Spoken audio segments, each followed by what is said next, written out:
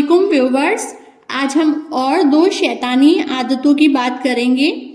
کچھ عادتیں اتنی بری ہوتی ہیں جو انسان کو پکڑ میں لا دیتی ہے۔ آج ہم 2 شیطانی اور خبیث عادتوں کی بات کریں گے، پہلا ضد اور دوسرا بدگمانی۔ یہ 2 شیطانی خبیث عادتیں ہیں جس کے اندر ہو اللہ پاک کی لعنت کا شکار ہو جاتا ہے۔ جتنی بھی شیطانی عادتیں ہیں وہ ہمیں دنیا میں تو برا نقصان پہنچاتی ہی ہے اور آخرت کا عذاب الگ سے ملتا ہے۔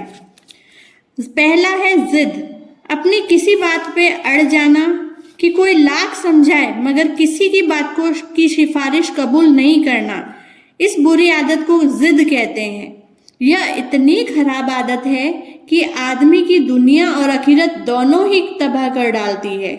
ایسے آدمی کو دنیا میں سب لوگ ضدی اور ہٹ دھرمی کہنے لگتے ہیں اور کوئی بھی اسے منہ لگانے اور اس سے بات کرنے کے لیے تیار نہیں ہوتا ہے۔ یہی وہ خبیث عادت ہے جس سے ابو جہل کو جہنم میں دھکیل دیا تھا کہ ہمارے پیغمبر صلی اللہ علیہ وآلہ وسلم اور مومنوں نے انہیں لاکھوں بار سمجھایا کہ چاند کے 2 ٹکڑے ہو جانے کے بعد اور کنکریوں کا کلمہ پڑھنے کا معجزہ بھی دیکھ لیا، مگر پھر بھی ضد پہ اڑا رہا، ایمان نہیں لایا۔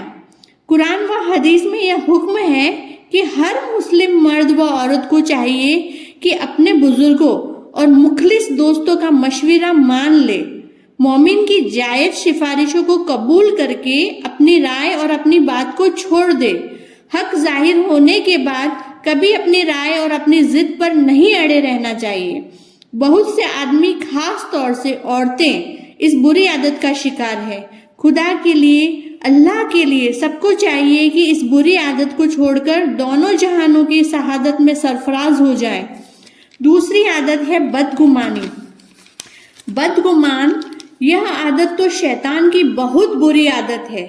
اگر کسی انسان میں یہ گندی عادت ہے تو شیطان کا وسوسہ اس پر بہت زیادہ قابو ہو جانے لگتا ہے۔ جیسے 2 عورتیں یا 2 مرد آپس میں بات کرتے ہوئے دیکھے تو بدگمان انسان ایسی بدگمانی کر بیٹھتا ہے جیسے شاید میرے بارے میں بات کر رہے ہیں، شاید مجھ پر ہنس رہے ہیں، شاید ان کا چہرہ میری وجہ سے بگڑا ہوا ہے، شاید یہ لوگ میرے خلاف سازش رچ رہے ہیں، یعنی طرح طرح کی بدگمانیاں دماغ میں آنے لگتی ہے۔ یہ بدگمان شیطان کا ایسا وسوسہ ہے جو انسان کے اوپر بہت جلدی قابو کرتا ہے۔ اس لیے یہ شیطانی بیماریاں ہمیں جتنی جلدی ہو سکے اس سے اللہ تعالیٰ سے پناہ مانگنی چاہیے۔ ایسے میں شیطان تو برا وار کر ہی دیتا ہے، کیونکہ شیطان تو انسان کا کھلا دشمن ہے۔ جیسے پتی اگر اچھے کپڑے پہن کر نکلے تو پتنی کو بدگمانی ہو جاتی ہے، ضرور میرے پتی کا کسی سے غلط تعلق ہے۔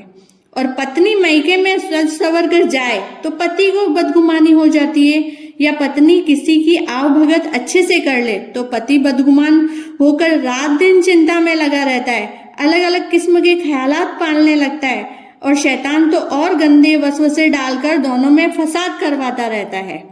قرآن مجید میں اللہ تعالیٰ نے ارشاد فرمایا ہے کہ کچھ گمان گناہ ہوتے ہیں، اب تک کھلی دلیل میں تم کو کسی بات کا یقین نہ ہو جائے، جب تک کیول نرادھار گمانوں سے کوئی رائے قائم نہیں کر لیا کرو۔ اللہ تعالیٰ نے یہ قرآن مجید میں صاف صاف فرمایا ہے، کھلی دلیل نہ ملے اس سے پہلے کسی پر بدگمانی نہیں کرنی چاہیے۔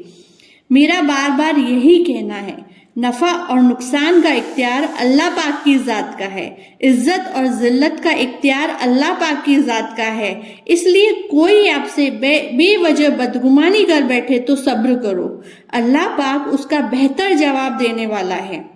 اللہ پاک ہمیں ان شیطانی اور نحوستوں کی بیماری سے بچائے، اپنی پناہ میں رکھے، آمین۔